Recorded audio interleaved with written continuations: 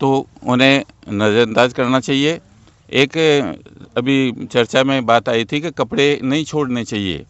मेरा अनुभव है कि कपड़े कहाँ छोड़े जाते हैं, क्यों छोड़े जाते हैं। जहाँ एक तो वो स्थिति आती है, जैसे ग्वालियर के अंदर शनि महाराज का मंदिर है, वहाँ सब कपड़े छोड़ के आते हैं।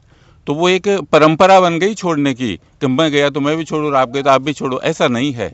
वहाँ शनि महाराज पे तेल चढ़ाते हैं, भीड़ ज़्यादा होने के कारण आपके कपड़े तेल युक्त हो जाते हैं, इसलिए वो वहाँ छोड़ करके आते हैं। बाकी ऐसी कोई बात नहीं है। बाकी कपड़े छोड़ने का मूल कारण होता है शोक के समय कपड़े छोड़े जाते हैं। और हम यहाँ पुण्य कमाने के लिए आए हैं, तो इस जब पुण्य के लिए आए हैं, जैसा हमारे शास्त्र कहते हैं कि गंगा में, यमुना में, त्रिवेणी संगम पर यदि स्नान करेंगे तो हमारे जो पाप किए हुए हैं, क्योंकि पाप तो सबसे होते हैं, देखो जो पाप किए हुए हैं वो सब समाप्त हो जाएंगे। मैं तो गंगा माई से, इस प्रयागराज के संगम से यही निवेदन करूंगा कि भले ही हमारे पाप जो हमने किए हैं उन्हें क्षमा नहीं करें, लेकिन आगे से हमसे किसी प्रकार का कोई पाप नहीं हो, ऐसा वरदान हमको देवे। जो हम यहाँ से कुछ लेके जाएं तो यही संकल्प लेके जाएं कि हे मैया, हमारा शेष जीवन है वो बिल्कुल सादगी से बीते, किसी प्रकार का हमसे किसी दूसरे का अहित नहीं हो, किसी प्रकार का पाप नहीं हो, हमसे सब प्रसन्न रहें।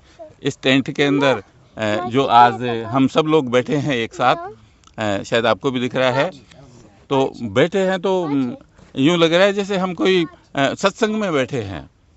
एक टेंट में रहने का एक अपने आप में एक एहसास होता है, बड़ी प्रसन्नता हुई।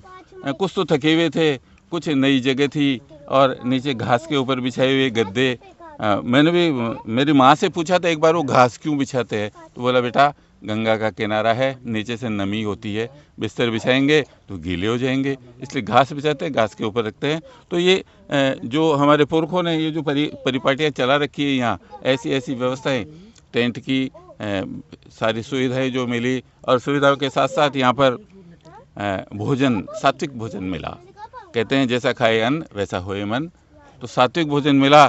तो हम सात्विक कार्य के लिए आए हैं और सात्विक भोजन मिला है, तो इससे बढ़िया पुण्य और क्या होगा। गंगा माई का किनारा, संगम का किनारा, सात्विक भोजन, टेंट में आश्रय और ऋषि मुनियों संतों के दर्शन करके मैं अपने आप को कृतार्थ महसूस करता हूँ। जय श्री गंगा मैया।